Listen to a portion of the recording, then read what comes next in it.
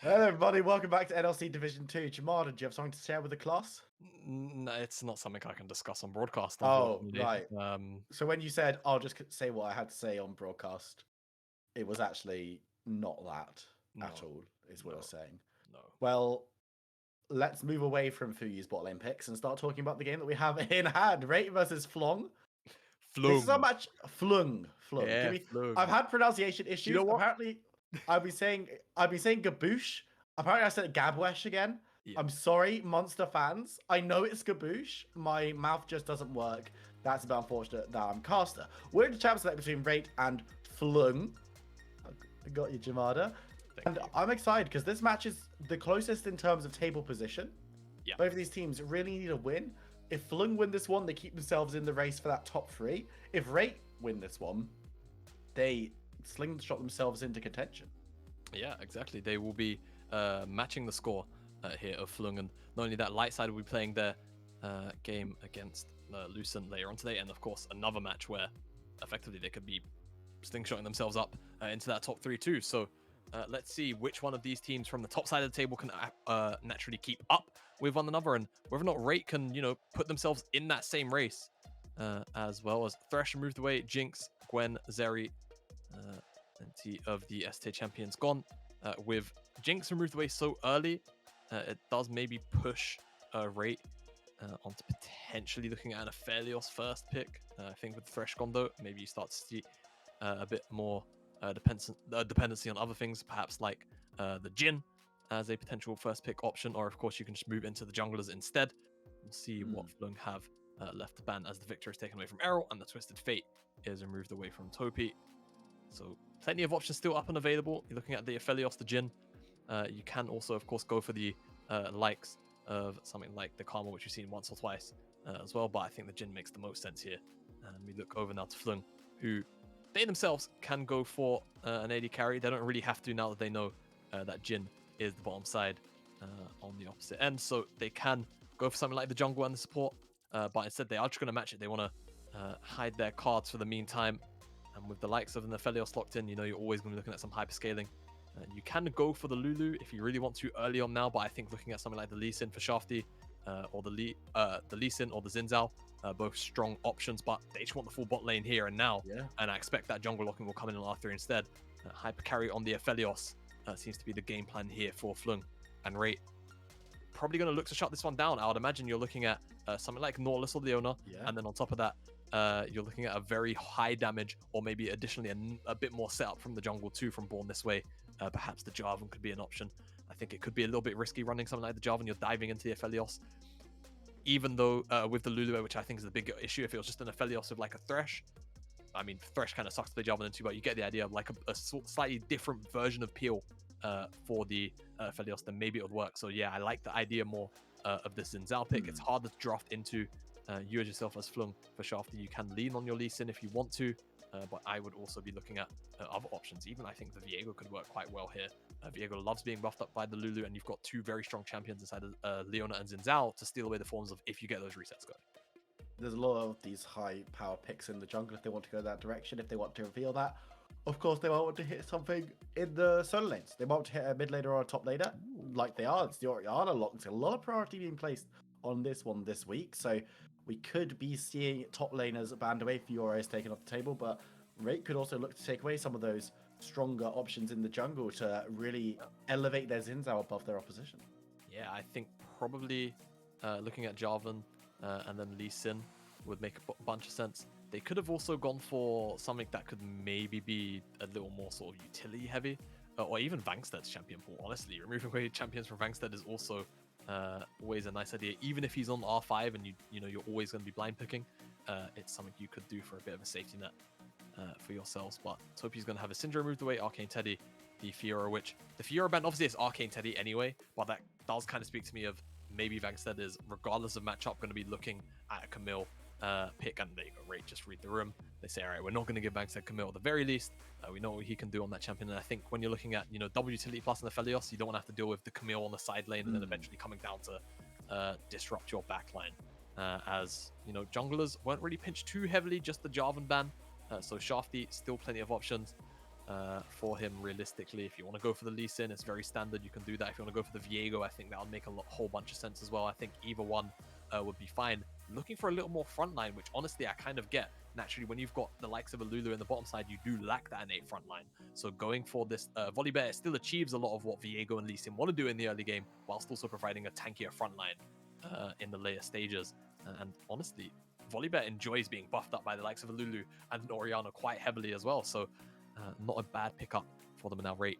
Top, mid, they already see the mid laner. Graves is going to be the blind pick for Arcane Teddy here. And with the Camille gone, I do wonder what Bankstead will pick in terms of an aggressive option potentially into that one. As Toby for mid laner, plenty of options still there.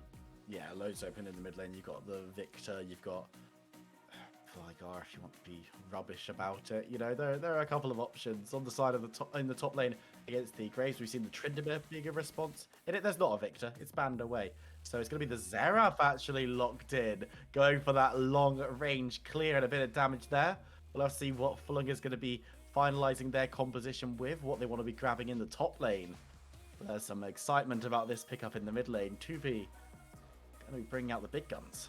Yeah, Topi is going to be bringing out his very famed Xerath. And I mean, honestly, I don't think there's a much better game for a Xerath than this one right here, because there is just no true hard engage for Fløng right now. There is no Norlis, there's no Leona, there is no Ornn. There is nothing of that nature. You know Vangsted's never really going to lean on one of these kind of tanks in the top side either, like a Malphite. So Topi gets a pretty free Xerath game, if you ask me. And then they also get a very safe top side, which is always going to be able to farm and scale. So this says, all right, we can leave Arcane Teddy isolated in this top side 1v1. Born this way can always just path top to bot, top to bot, top to bot. Always disrupt Guff and Kale down there. And Peep and Lowfire, plenty of setup between the two as well. So I think right now, Rate, they're coming into this one with a very strong draft that can kind of play itself, because again, Fløng don't really have too many proactivity tools post that sort of 14-minute mark. They have to get the ball rolling. Not in the traditional sense of hey, this comp gets really hard outscaled, but more so they can kind of have a foot to stand on in the mid game, because you're looking at, Xerath that spikes on one item with the pen boots and probably Eludens in most cases because of the enemy comp. And then, of course, Xin Zhao, one item Graves on Hullbreaker is absolutely bonkers. And everything that Leona and Jin bring to the table, and Jin will innately also scale. I think I'm looking at, probably a Fløng that maybe might play a little bit, to their same character, but with a draft that we don't typically see from them all of the time.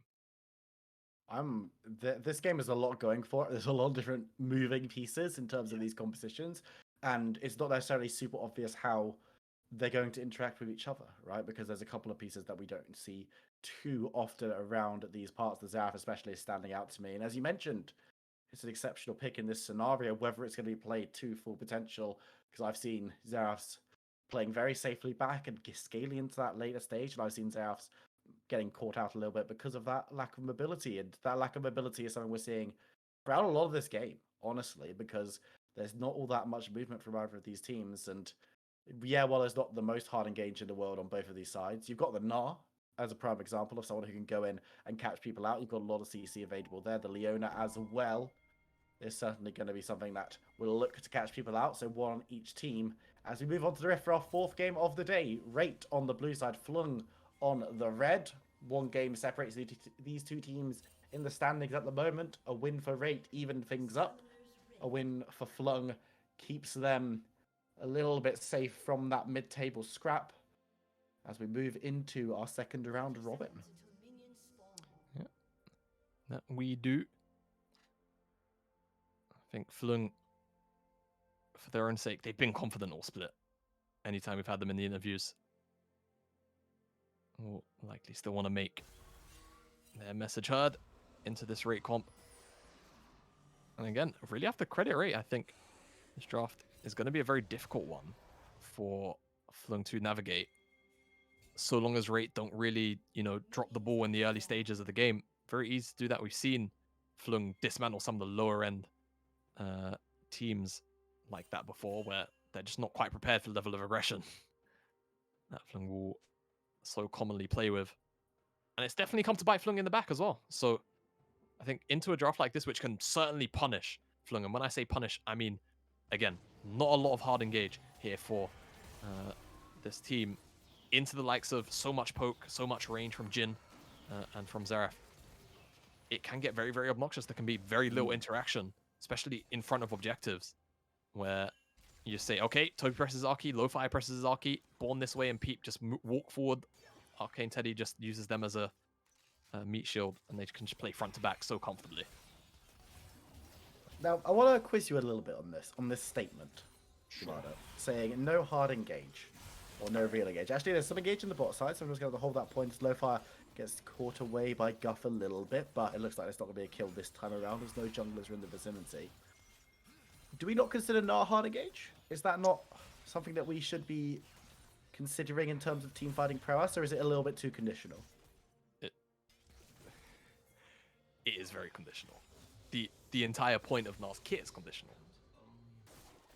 The whole anger. Well, I know that, but yeah, it's conditional. You jump in, you dive, you get the ult into the wall, you get the stun. Is that not a pretty deep engage?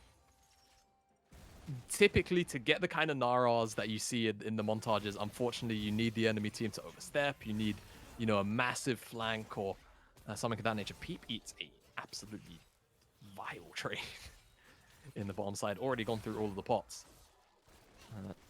The Leona has in this bottom lane, and Guff and Kale just playing with so much confidence right now to trade out HP. Guff only going for his first pot now. Boots 4 pots on Lo-Fi, already gone through 2. Doing absolutely fine. Shafty pathed up towards the top side. Probably not going to be able to find anything because Engage came in. Ooh, actually, Peep goes super low, flashes away. Thought to be a little bit healthier than that, but he's got support in the wing. Ooh, the snipe goes wide. Born this way quite out on a ward, so won't be able to catch out every overextending Flung bot laners, as they're happy just to farm under tower. Yep, indeed they are. Vangstead thinks he's alone here. Arcane Teddy is going to have him on the wrong side of the lane. Will be able to jump, but how much damage can... Ooh. Vangstead flashes away. I wonder if Arcane Teddy could have flash woed, followed, and then got the E for the next woe in that one. I feel like the answer is yes, but... Doesn't go for the more aggressive play. Gets Vangstead's flash. That's all he really needs. That's Guff and Kale. They're trying to get this next wave in so they can get a more favorable reset, but it might bite them as Born This Way is here. Yeah, comes in, should be able to get an easy double as cut down the first, allows the second to go over to Jin. A very nice start, but in the mid lane, they're looking to grab Tupi. He's trying to float away, but Volibear is there. Errol coming through, but Peep is there. Xenoblade catches Volibear in full pounce. And Shafty unable to make the kills stick. Excellent response in the mid lane from both teams as Vangstead goes forward and gets the kill onto Arcane Teddy. The shotgun blast does not go off. So at least Flung gets something across the map. Yeah, they do indeed. Arcane Teddy, he goes for the flip. He tries to get the auto attack reset off, but unfortunately, the second auto just doesn't come out in time. Vangstead, I think, proc the hyper with his leap. Or I think it's more aptly named Hop in Mininar. Can't actually remember. I know they changed the name of the E. Anyway, as stated, Vangstead is able to get the cross map. No, the E. That's Wallop and Hyper. Come on, Reed. Come on, Reed. Yeah, Hop and Crunch. There you go. Doesn't make sense. So yeah, called something else? Is what called something else? The Q? Was it ever called something else? The E? Yeah, no. So when he's in Mininar, it's called Hop. Oh, yeah, I know that. When he's in Mega, it's called Crunch. I know it's called Crunch, but I thought. Oh no, because I said Leap, but it's Oh. they're kind of like they're interchangeable. What's the correct word? Adjectives. My English with that. They're verbs. Verbs. That's the one. Yep. Okay, we're gonna have a quick replay to save Jamada's vocabulary. Jamada's vocabulary. Talk me through this 1v1 because it's so close. Yeah, so Arcane Teddy, what he's aiming for here is a little bit of burst. So he gets the Q, second one comes down, but what he thinks he can do is auto, once he reloads, auto E, get the reset, and kill it. Oh, I think he actually... What is a minion? Yeah, not only that, but I think he actually messed up anyway. I don't think he had reloaded before he E'd, so... Minor miscalculation. Very audacious anyway. The second auto that came out from Vangstead allowed for his hop to proc hyper, which, if you didn't know, if you hop on champions, or I also think creeps, it does get the hyper stat going. So it can be a way to find a little bit more burst damage than maybe your opponent was expecting if you're a Gnar player.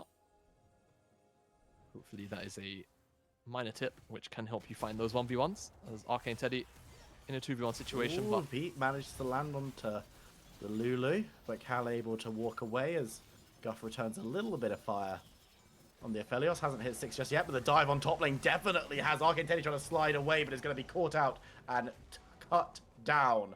Fløng secure the kill as Vangsted does a bit of a dance. yeah, Vangsted style, that one. Very, very confident, as I'm sure many viewers will know. And that dive very cleanly executed. Now, born this way. Ooh, Peep. Actually already dead. But they're going to be able to secure Guff in the 1-for-1.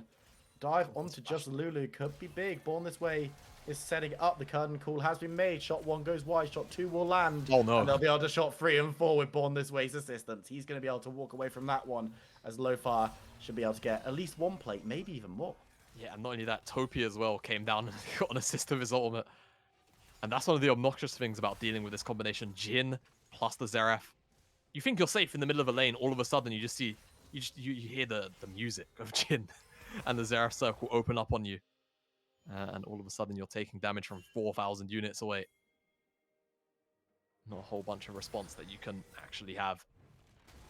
As, okay, Bankstead.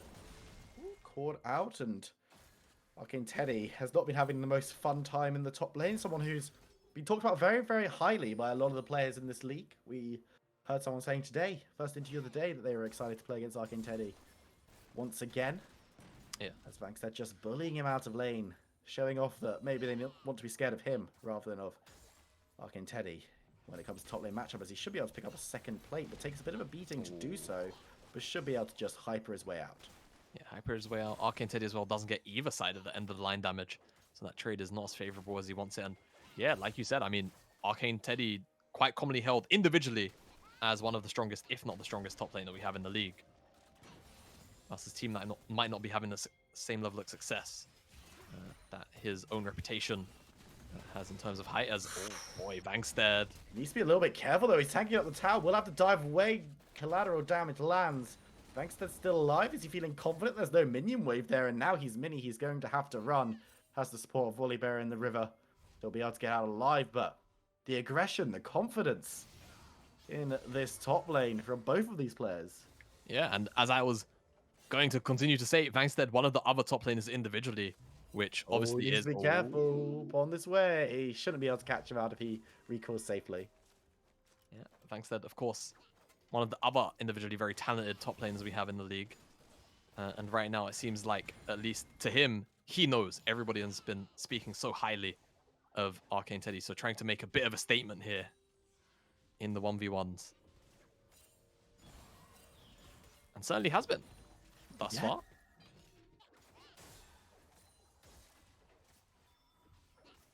It's a careful Vankstead. I don't know if you want to go in there. Born this way is up top, but this Gnar's about to get very, very angry, and Xin Zhao doesn't want to be the end of his rage. Going to be chasing forward. Remember, Vankstead will have ultimate available. Doesn't land the second boulder, which might have spelt disaster for the Xin Zhao.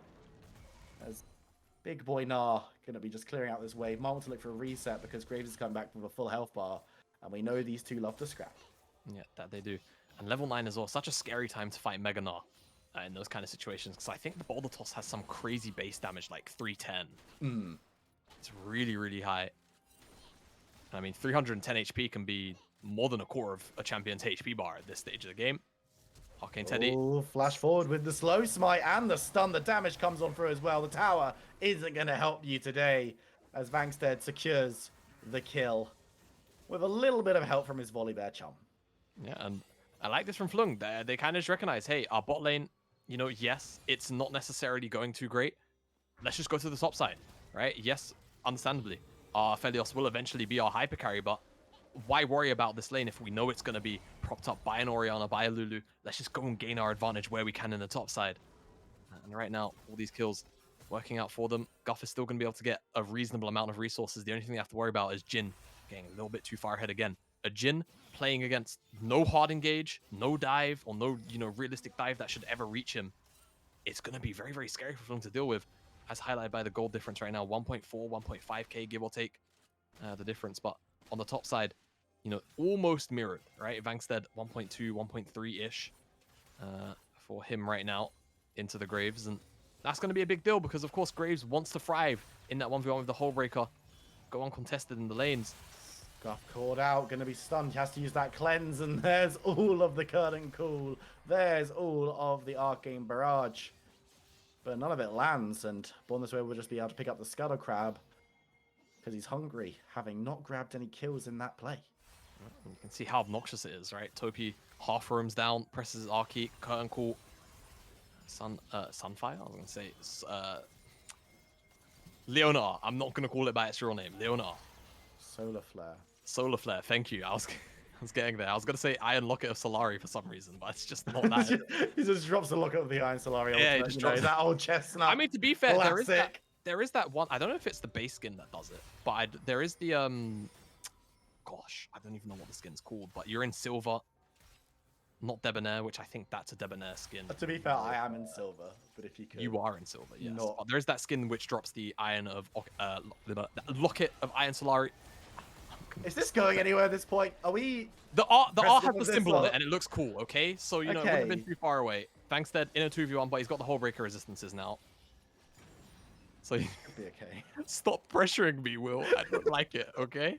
You're doing great, Jamada, as the stun comes on through, and Zinzao goes to half health. Vangstead is then just going to crawl away, as Nar is wont to do, and Shafty will be able to secure himself the blue buff from right under the noses of Peep and Born This Way. Vangstead, though, he's got the Hullbreaker, but the 1v3 might be a step too far for this little Yordle. And he's going to get knocked up, taken low, and there's just no chance to get away. He can't even get mad right now. And the cute little, I don't know, cat, rat, raccoon. He's a Yordle. Yeah, I know, but like, I was going to go for an animal thing, but I realized I didn't know what animal it was, so he's just going to be forced to back away. Also, do you know what? While I've got you here, while this cast is already devolved enough... Yeah, I'm down. Yordles are like near immortal, right? Kind of thing. Time doesn't affect them the same way that it affects other things, because the whole, like, Hyberdigger's very old. He founded Piltover, like... and is still just very much 300 or 400 years ago or something silly. Yeah. So he's like old, and like Yordles don't really experience time. Lulu's really old as well, isn't she? Also kidnaps people in the forest, but like let's not go into that right now because there's bigger fish to fry. Okay, yeah. Why is Nar a special like prehistoric Yordle when they're all really old? Wasn't Nar like frozen in like something? Isn't like Fizz that his whole also thing? Isn't Fizz one of the oldest champions in the game, right? And he's just like, fine, he can talk. Nar can just about say Shuggy. And that's it. And his own name like a Pokemon. Okay, what? Are we just flaming Nar? It just seems like inconsistency within Yordle timekeeping. He's the all-knowing Yordle as well. There's a bit of a bot lane fight going on, though. I'm going to have to cut you off as the dive comes through. They thought they were going to get onto low fire, but he fires back, securing the kill onto Lulu. As Rate take another 2 in the bot side, and this is really a game of two halves. Bot side is all Rate, top side is all Flung. Yeah, no, and I think it makes perfect sense at the moment just because Flung never really chucked any early resources down there. And from the get-go, you know, we saw that overextension from Guff, from Kale, and it turned into Born This Way getting, you know, a kill for himself and then also chucking a kill over to low fire. And now, unfortunately, it has turned into this split map situation where your hyper carry is being put so far down that you might not get to that hyper carry moment. And now Vangstead in a 1v3 has Orianna behind 1v4 now. I don't think he's getting out of this one. Nope. You keep talking. Yeah, I wasn't sure because I thought Orianna was going to, you know, come in, maybe save the day with a big shockwave. So I was like, yeah, I'll give this play to Will. I'm not going to play-by-play over it, but yeah, I guess I could. Everyone's just not interested. Everyone's like, I want to hear what Jamada has to say. I'm going to head on over, plug my earbuds in and see what analysis is popping off. Nah. No one comes to me for analysis, of all people. Well, they better not be coming to me, and they can't hear read, so I don't know.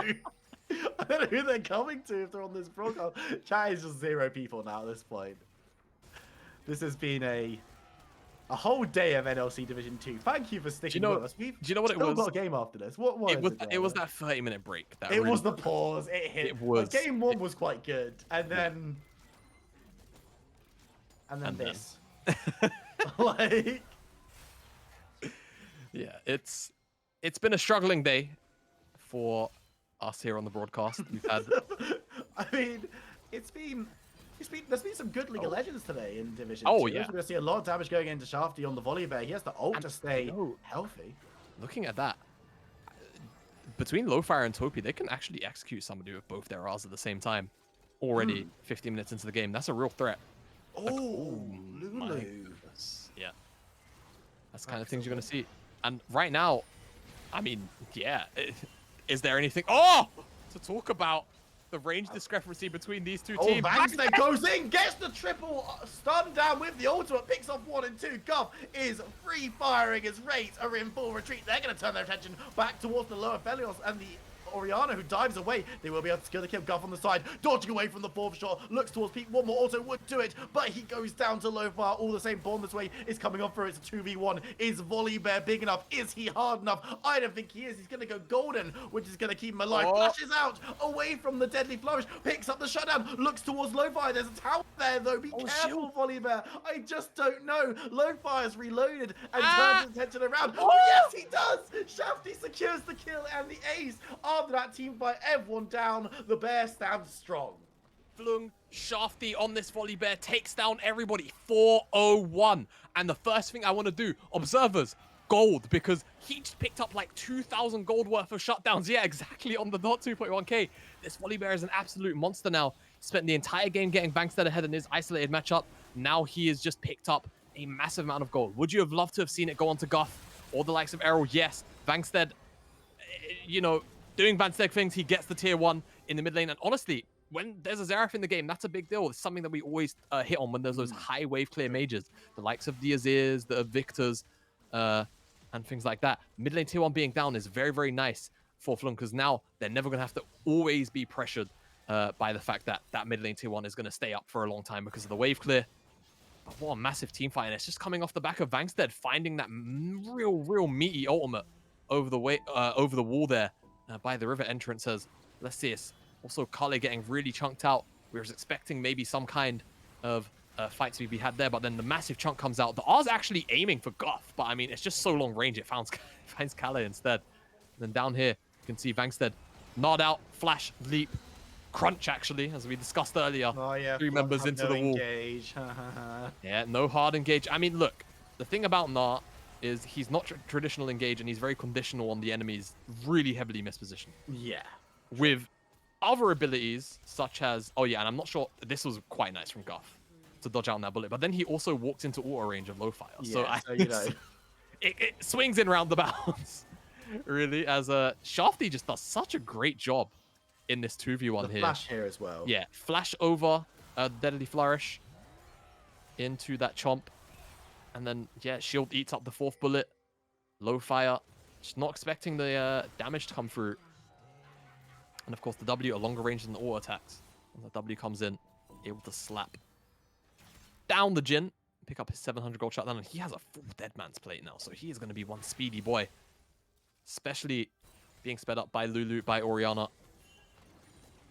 All of a sudden, the range of being or the fear of being at a massive range disadvantage can, you know, kind of temporarily be dissipated if you're sending a 1,000 almost movement speed Volley Bear into the back line.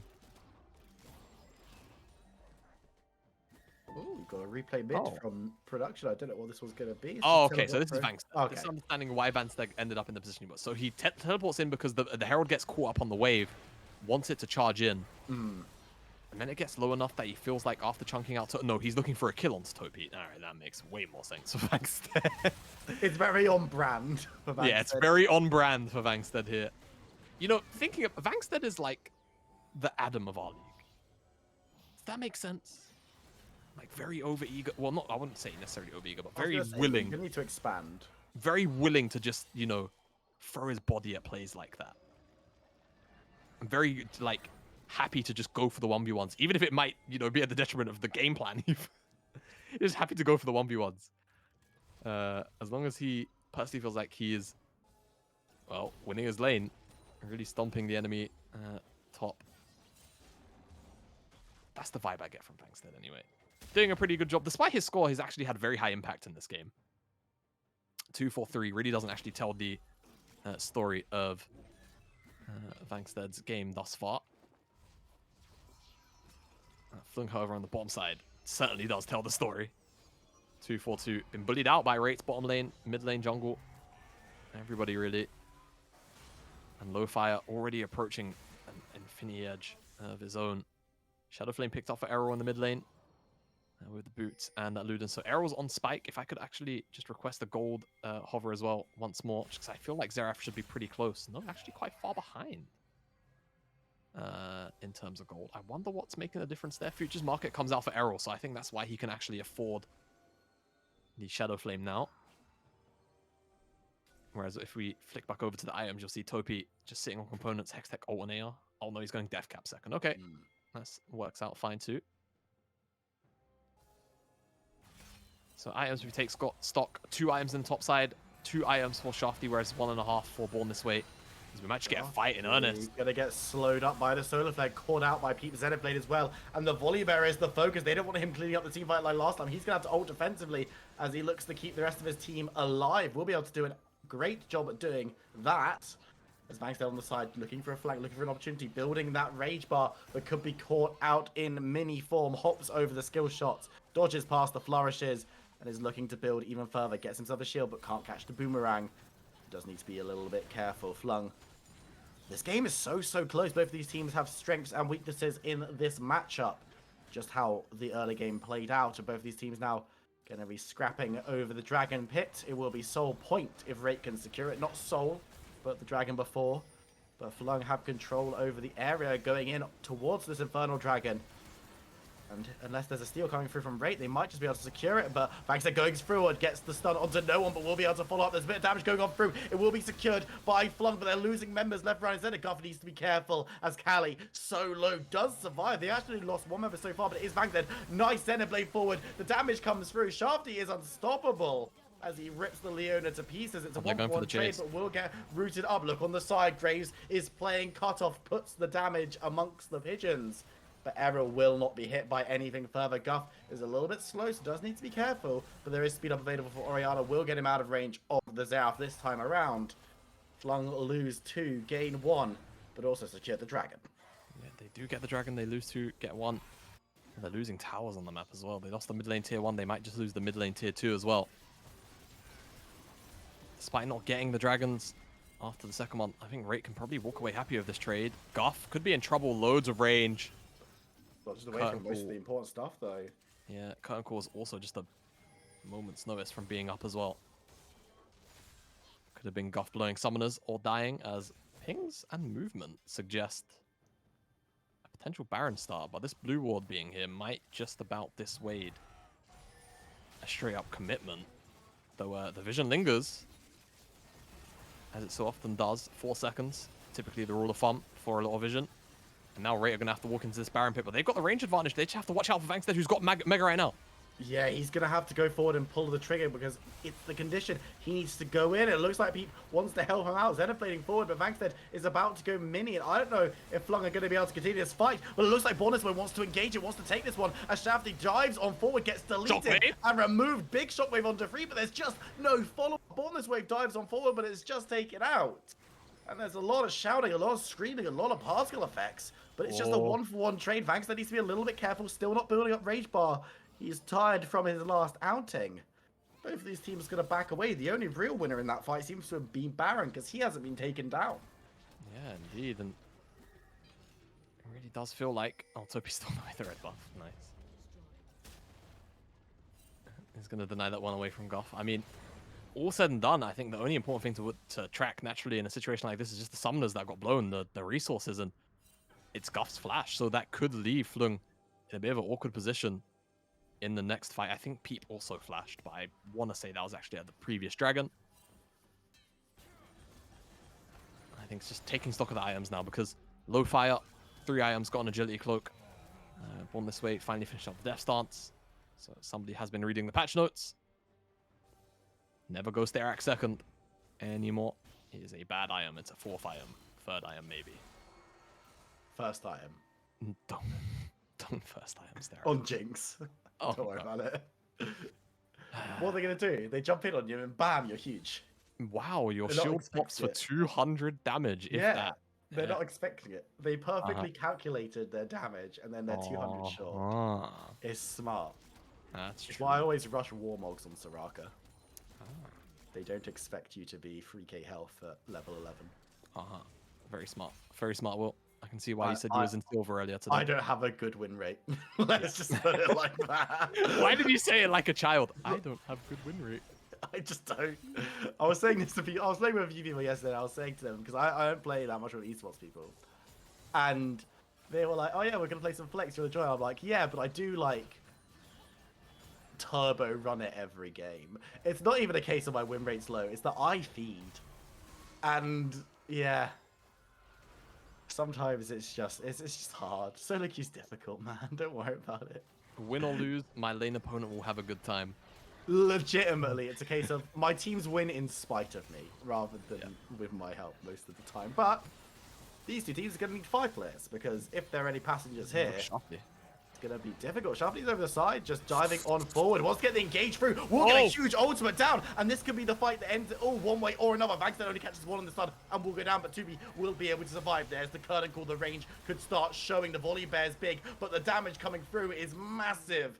Garth is able to secure 1 kill on the back as he gets his way to freedom, but they lose 2 members. Again, it's a close, even fight, but again, it's Rate that probably shaded it.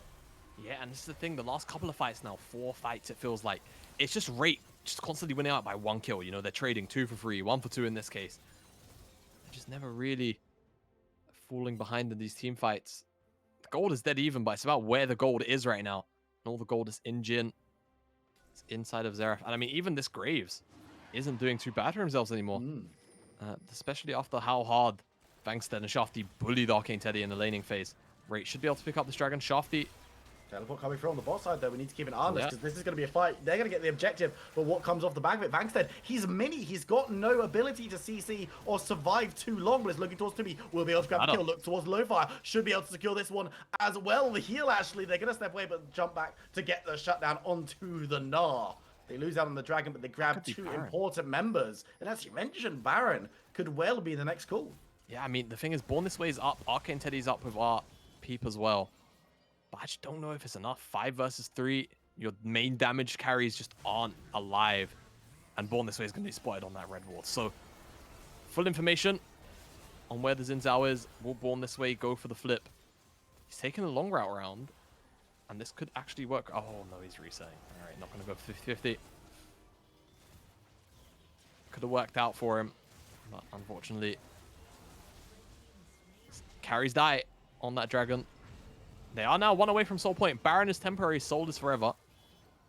If they can pick up that Infernal Soul, it can bridge enough of a difference. But now we're starting to see the scaling aspects of Flung's team composition. The Aphelios, the Orianna, the Lulu, the Volibear working as a front line, who's also got Anonymous Chains. So I would love to... I mean, it's Lowfire. He's probably put it on Lowfire. If I had to take a wild guess, then I suppose you could maybe put it on Toby. But the fact that Lowfire is a higher level than his mid laner, my best guess is that he is an Anima Change Jin. And that'll be that. So the front line of Flung very much online and feeling very, very oppressive. Vangstead also just picked up that Sterak's as that third item, working towards the full melt. But Baron buff, they've pretty much opened up in one lane, in the mid lane. They're looking for Arcane Teddy. Damage onto Arcane Teddy. Vangstead chasing on forward. The collateral damage will not get him over the wall. But Vangstead does have to be a little bit careful. This is a close run thing. And they'll be able to secure the kill. Guff needs to dodge away. Vangstead, they're going to try and block out the damage. Takes the first shot. The fourth shot doesn't land onto anyone, as Guff is able to so easily regen with that Bloodthirster. Shafty in the bush down here. Don't really know what his game plan is, as he's going to start up the chickens, I guess. Just... grab himself a little something as we move towards the top side once again. This is where they want to press it forward onto an inhibitor, but Vangstead is going to be engaged on it. He's about to go mini, has to dive away, crunches out of the fight. As we see Goff get caught up with some CC, but he's too far away. Vangstead popped, takes some damage, but there's Starrick's Gauge coming on through. Best item in the game. Gets him out alive. It's not bad. Don't giggle at that. It's not... Why are you laughing at me, kid? It's not a bad item anymore. Well, it's not as like strong as the second item. They made it a scaling like third, maybe fourth item choice. That's all. They just made it so, you know, Gordring Sterak's isn't so oppressive anymore. Read patch notes. Don't build Starak second. It's bad. Better items to build. just trying to help out the viewers, Will. Trying to help them gain either. I'm glad someone's trying to help them out because Lord knows I haven't been today. But, you know, this game has been the closest run thing we've had today by a long margin. It doesn't seem like it's that close to a conclusion just yet. No. As both of these teams have their strengths. We've been saying it the entire time. Top lane was all about Fløng. Their front line has been a monstrous. But Lowfire and Topi have been doing an exceptional amount of damage from a long distance, and they can do it very safely. They've got a bit of peel on their backs as well with the Leona and the Xin Zhao. So every team fight feels like it could be the last, but it's always so even that no side is winning it hard enough to really get too much work done. The Baron buff is still holding, but it won't be for much longer. The base is still standing, and the inner mid also still inexplicably, and the bot lane inner. It looks like Fløng are actually not going to achieve too much with this Baron buff. It's actually just fallen off there.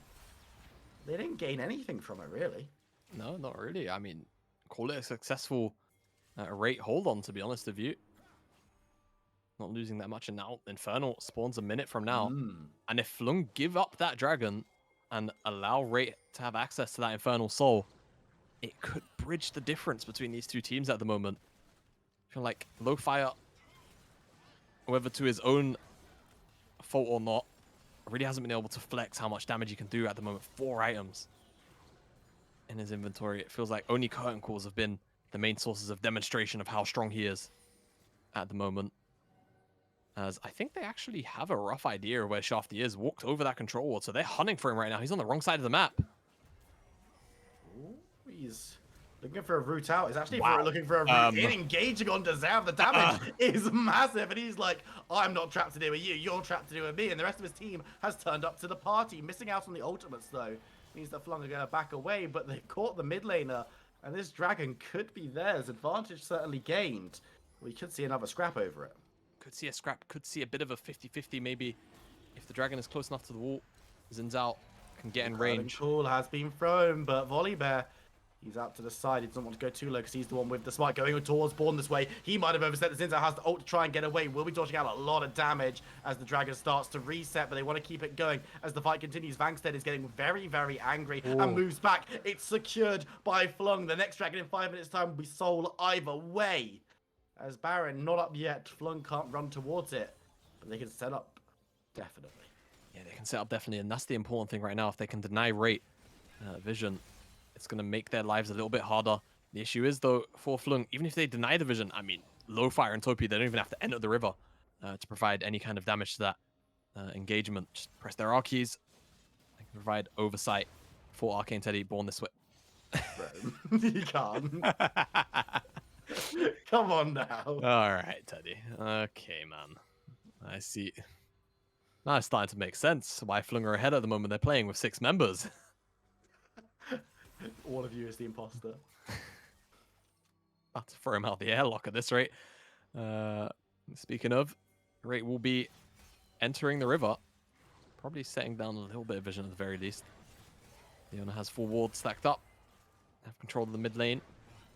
And Fløng are sitting in a little bit of a recessive position. So vision being set down, they're actually rotating up to Vangstead, but it seems like he's got the memo on the potential rotation. He's going to be fine.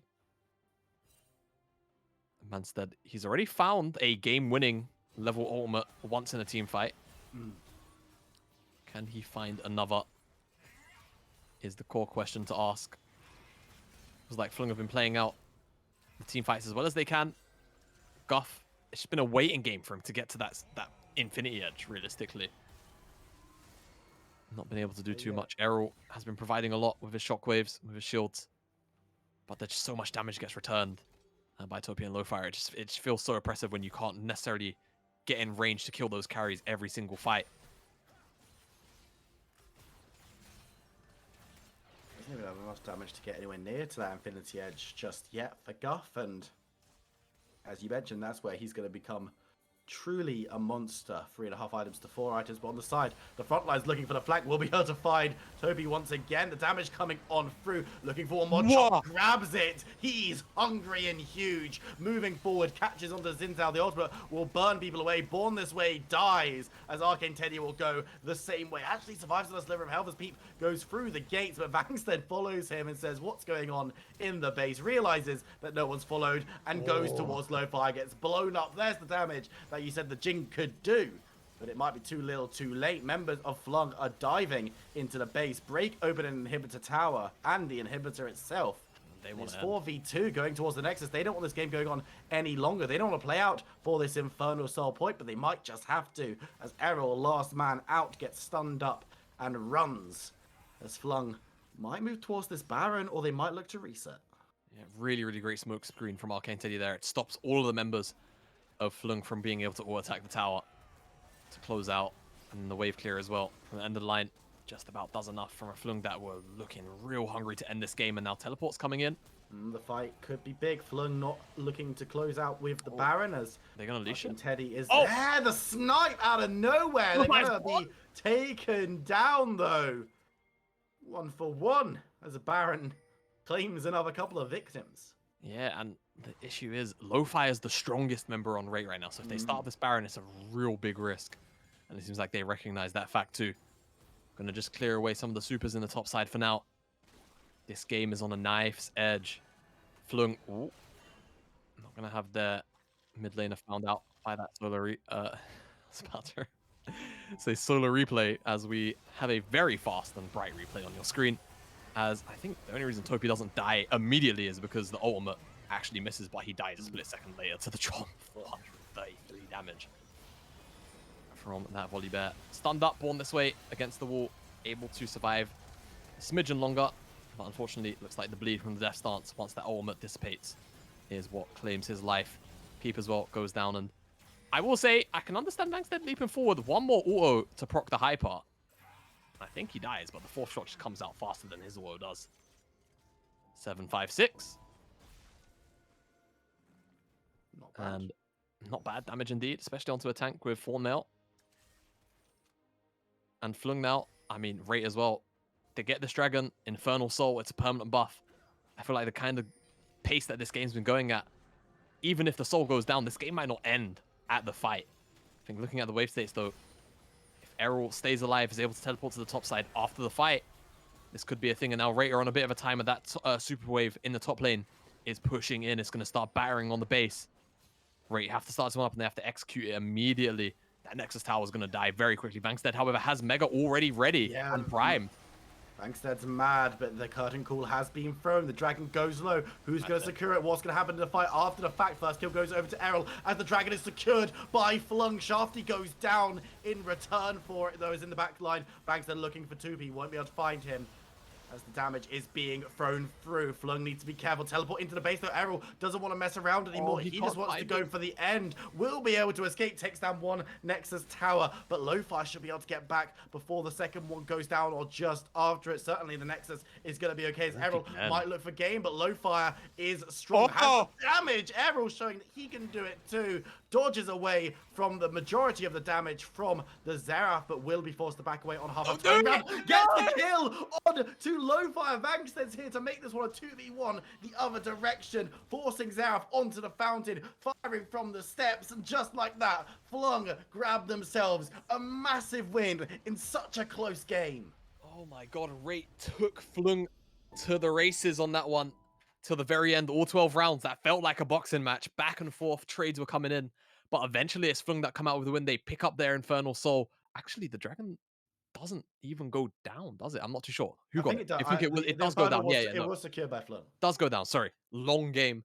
But Flung, they're able to pick it up. It looked a little bit dire, right? It was talking about the range discrepancy between the carries of Jin and Xerath and the fact that there was no real hard engage on the side of Flung.